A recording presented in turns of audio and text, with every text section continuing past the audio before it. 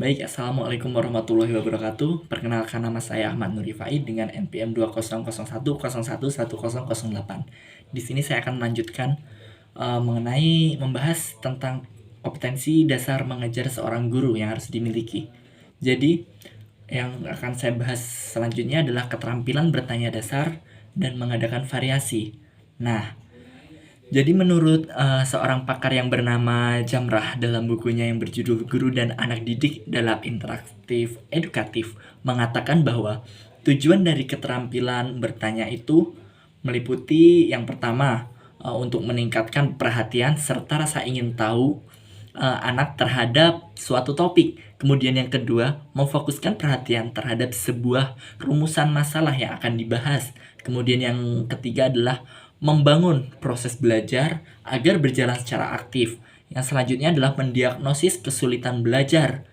Kemudian menggabungkan kemampuan berpikir dari paparan dengan tujuan keterampilan bertanya sehingga dapat disimpulkan untuk lebih mudah meningkatkan perhatian anak untuk meningkatkan rasa ingin tahu anak tersebut, serta meningkatkan kemampuan dalam berpikir anak, serta tanya jawab oleh guru. Jadi selain itu, sehubungan dengan keterampilan bertanya, dalam penjelasan di atas itu harus dikuasai, atau keterampilan itu harus dikuasai oleh seorang guru. Keterampilan itu juga sangat penting untuk dilakukan dalam proses sebuah pembelajaran, sehingga keterampilan itu dapat menjadi sebuah tolak ukur atau sebuah modal seorang guru dalam pembelajaran.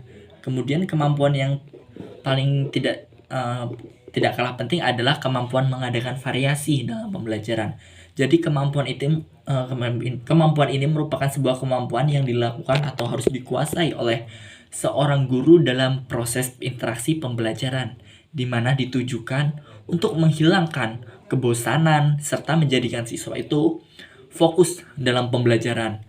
Nah, dalam hal ini untuk meningkatkan motivasi dalam mempelajari suatu pembelajaran, melayani gaya belajar siswa yang beragam, serta meningkatkan keaktifan dalam keterlibatan siswa suatu proses kegiatan pembelajaran tersebut, maka harus membuat variasi dalam proses pembelajaran yang meliputi 3 aspek, yaitu yang pertama, variasi gaya mengajar, variasi menggunakan media, dan variasi antar guru dengan peserta didik atau variasi interaksi tersebut.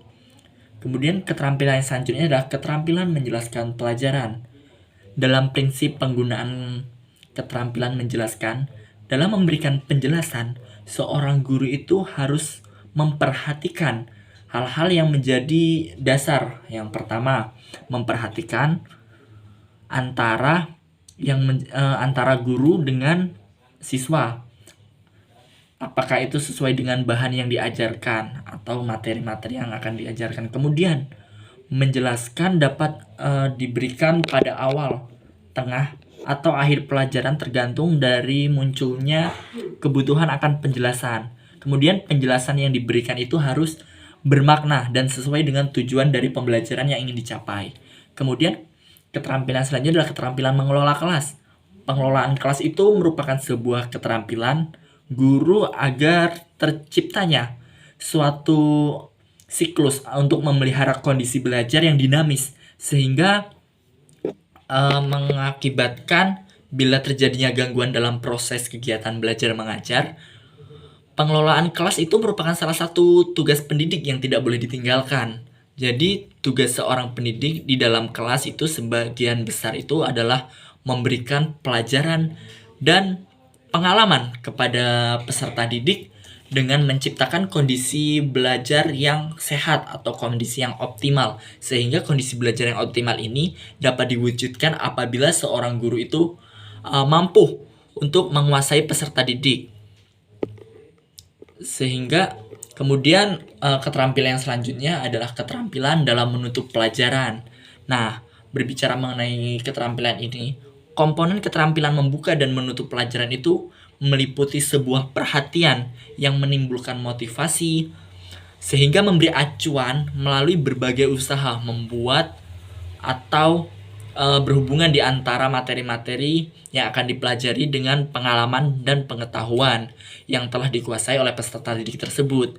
Nah, review atau peninjau dari kembali oleh penguasaan inti pelajaran itu dapat membuat ringkasan atau mengevaluasi keterampilan.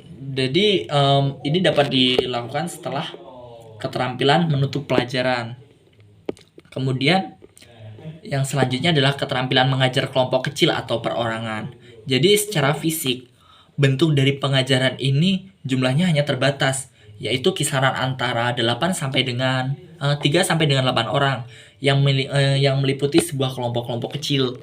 Nah, untuk perorangan, pengajaran kelompok kecil dan perorangan ini memungkinkan guru untuk memberikan perhatian terhadap setiap siswa, serta terjadinya hubungan yang lebih akrab antara guru dan siswa, sehingga setiap pembelajaran itu akan berjalan dengan baik dan terjadinya sebuah emosional antara guru.